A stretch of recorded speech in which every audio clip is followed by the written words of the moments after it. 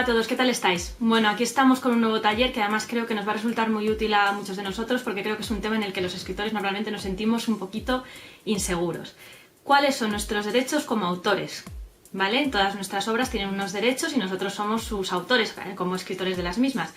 Y bueno, como son temas normalmente relacionados con legislación, normalmente nosotros no sabemos mucho sobre esto, a no ser que justo de la casualidad de que tengamos formación relacionada. Por eso yo he recurrido a un experto, un abogado que es experto en propiedad intelectual y que además es abogado tanto de autores como de editores, con lo cual conoce bastante bien este mundo. Él se llama Pascual Barberán. Además ha escrito un libro sobre esto. Luego os dejaré un poco más de información sobre él. También instruye en la universidad, da clases, bueno, muchas cosas y además con sus explicaciones vais a ver que lo hace bastante ameno, cosa que se agradece porque en principio yo creo que para los que no estamos muy puestos en este tema es un asunto complicado, a veces relativamente difícil. Así que bueno, una única cosa que os tengo que indicar es que Pascual trabaja en España. Las legislaciones, claro, no son iguales en todos los países, pero Pascual sí que me ha indicado que normalmente la normativa suele tener más o menos los mismos puntos que vamos a ver en este taller, ¿vale? Así que bueno, vamos a ver ya el resumen del vídeo. En el primer apartado hablaremos de autor, obra y derechos. El segundo punto estará dedicado al contrato de edición. El tercero, a la posibilidad de rescindir un contrato. El punto 4 servirá para ayudarnos a saber cómo defender los derechos de la obra. En el punto 5 haremos algunas consideraciones finales. Y por último, en el apartado 6 hablaremos un poco más sobre Pascual Barberán. Espero que os haya quedado claro todo y comenzamos ya. En primer lugar, vamos a hablar de los derechos de la obra.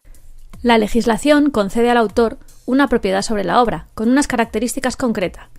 Sin embargo, los derechos son de la obra, no del autor. Es la obra la que nace con esta serie de derechos. ¿Y cuáles son?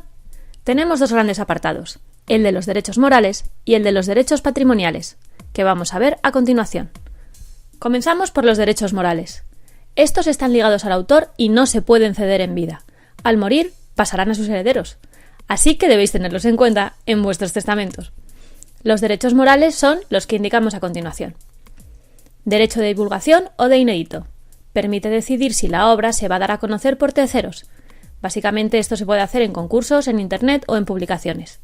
Es importante recordar que una vez que se da, ya no se vuelve atrás. Derecho de paternidad. Se trata del derecho de aparecer como autor. Este dura para siempre y se defiende con la inclusión de nuestro nombre o nuestro seudónimo, aunque también tenemos derecho a que sea anónimo. Todo esto se indica en el copyright. Derecho de integridad de la obra. Se trata del derecho a que no sea modificada. Ahora vamos a hablar de los derechos patrimoniales. Estos son los que se suelen ceder. Duran 70 años desde el 1 de enero del año siguiente a que fallece el autor, y son los siguientes. El derecho de reproducción, es decir, de hacer una copia. El derecho de distribución, la venta de la obra. El derecho de comunicación pública, que permite que esté colgado en Internet. Y el derecho de transformación, para su traducción, adaptación o transformación en obra audiovisual. El de transformación de la obra audiovisual nos recomienda Pascual no cederlo nunca. Vamos ya con el segundo punto.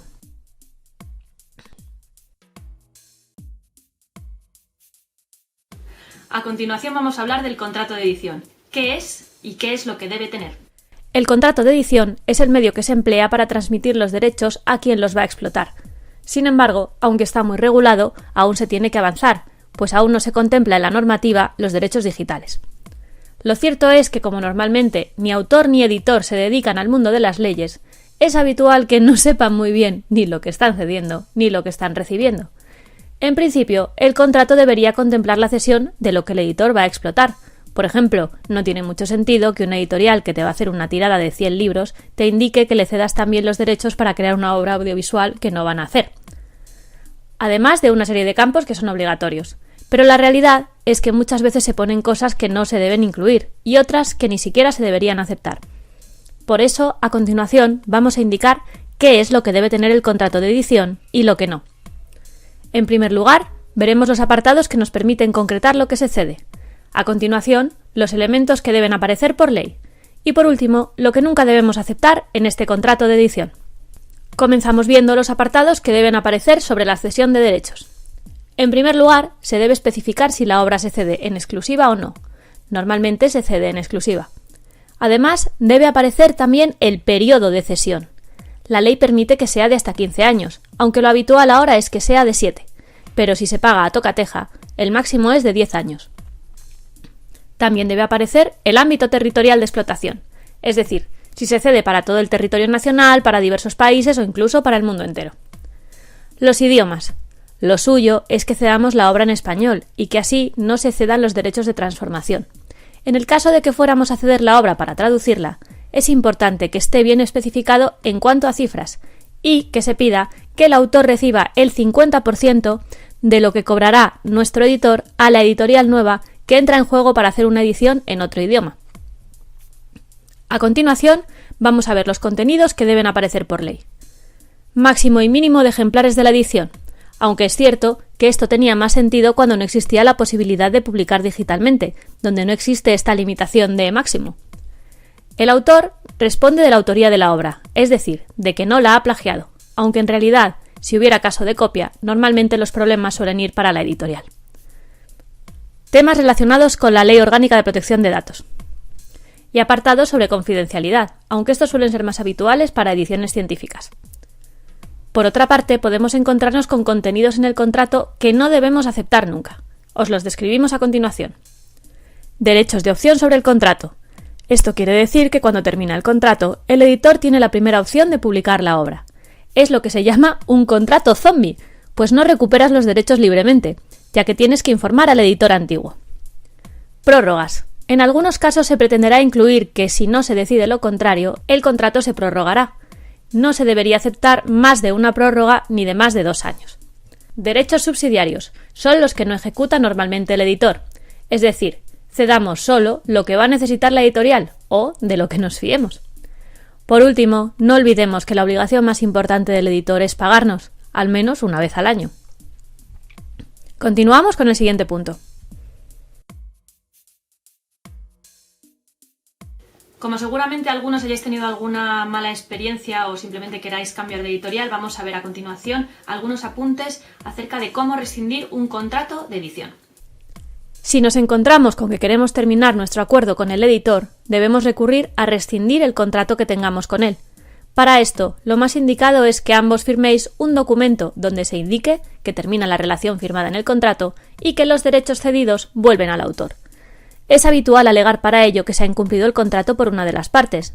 Si queremos utilizar este argumento, debemos tener en cuenta que, basándonos en lo que aparece en el mismo, la editorial tiene la obligación de explotar la obra de una forma razonable. Así pues, valoremos esto a la hora de pensar en una rescisión. Vamos ya con el cuarto apartado. A continuación vamos a ver cómo debemos defender los derechos de nuestras obras. Evidentemente queremos que quede constancia de que lo que hemos escrito es nuestro, así que nuestra gran duda sería ¿debo registrar la obra? Y la respuesta sería depende. Es decir, sería muy raro que un editor te copiase, pero imagina que estamos hablando de otros ámbitos, como por ejemplo que escribes un guión para una serie de televisión. Lo más sencillo para esto es llevar la obra al registro de la propiedad intelectual. ¿Que por qué es este el mejor método? Pues porque además de ser barato, dura para siempre. Por otra parte, los jueces también suelen aceptar las actas notariales, pero estas son más caras. Es cierto que existen entidades privadas que realizan también trabajos de registro y que no están nada mal, pues permiten registrar rápida y ágilmente online la obra. Pero si las utilizáis, tened en cuenta que son empresas y que si un día cerrasen, no estamos seguros de lo que sucedería con estos registros. En cualquier caso, tened cuidado con colgar lo que escribís en Internet sin haberlo registrado. Por supuesto, podría suceder que nos encontrásemos con algún caso de plagio. Como a veces es difícil concretar cuándo algo es plagio y cuándo no lo es, podríamos resumirlo de la siguiente manera. Un plagio es cortar y pegar. Si alguna vez os sucede, recordad que es un delito, es decir, que puede conllevar penas de cárcel. Continuamos con el siguiente punto. Aquí os vamos a incluir algunos consejos finales relacionados con todo el tema de derechos de autor. En primer lugar, os recomendamos que registréis vuestro nombre en Internet con las extensiones .com, .es o la de vuestro país, pues no se sabe en el futuro qué querremos hacer con nuestro nombre y hay quien se dedica a comprar dominios para después venderlos. Tened cuidado con autoeditaros. Uno puede convertirse en editor y, en teoría, debería darse de alta como tal. Es más, si hubiera mucho movimiento, Hacienda podría decirte algo. Los autores no tienen que facturar, salvo que estén dados de alta como autor. Solo se factura si el autor se dedica a ello profesionalmente.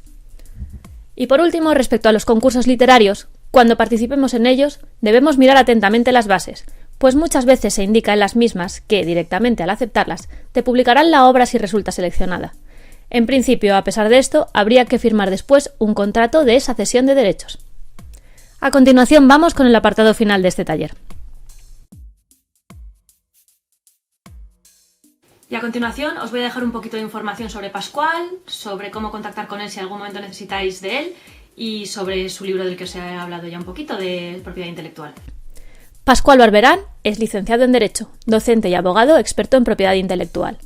Además, es autor, entre otros, del libro Manual Práctico de la Propiedad Intelectual, que os recomiendo leer para aprender más sobre los temas de los que hemos hablado en el taller de hoy.